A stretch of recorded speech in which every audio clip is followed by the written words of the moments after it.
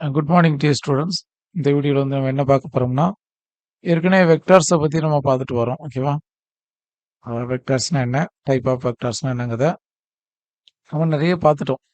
கோஇனிஷியல் vector, coplanar vector, like unlike vector, parallel vector சொல்லி நிறைய types பார்த்தோம். அந்த வரிசையில் இந்த வீடியோவில் பார்க்கக்கூடிய ஒரு வெக்டார் வந்து டிஸ்பிளேஸ்மெண்ட் வெக்டார். ஓகேவா? டிஸ்பிளேஸ்மெண்ட்னா என்ன? தமிழில் சொல்லப்போனால் இடப்பெயர்ச்சி. ஒரு இடத்துல இருந்து இன்னொரு இடத்துக்கு டிராவல் ஆகுறது. ஒரு பாயிண்ட்ல இருந்து இன்னொரு பாயிண்ட்டுக்கு டிராவல் ஆகுறது.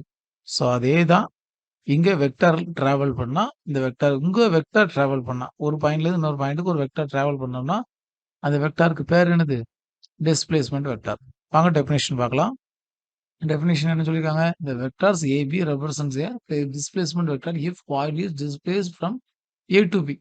அதாவது ஏங்க ஒரு பாயிண்ட்ல இருந்து பிங்க ஒரு பாயிண்ட்டுக்கு வந்து அது மூவ் பண்ணுதுன்னா, அந்த வெக்டார் என்ன சொல்லலாம்? டிஸ்பிளேஸ்மெண்ட் வெக்டார்னு சொல்லி சொல்லலாம். ஸோ இங்க பார்த்தீங்கன்னா டயகிராம் பாருங்க.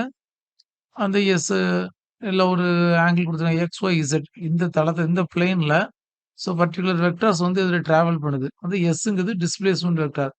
அந்த சென்டர் பாயிண்ட்லேருந்து டிராவல் பண்ணதுனால எஸ்ங்கிறது சொல்லலாம் டிஸ்பிளேஸ்மெண்ட் வெக்டார்னு சொல்லி நம்ம எடுத்துக்கலாம். அது எவ்வளோ தூரம் டிராவல் பண்ணுதுன்னு பார்க்கும்போது அதுக்கு தான் பாயிண்ட்ட மார்க் பண்ணியிருக்காங்க.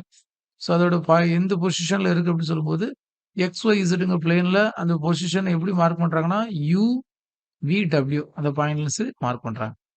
ஓகேவா? புரிஞ்சிருக்கும்னு நினைக்கிறேன். இன்னொரு வீடியோல நம்ம இன்னொரு டாபிக்கோட மீட் பண்ணலாம். ஓகே. தேங்க் யூ ஃபார் வாட்சிங்.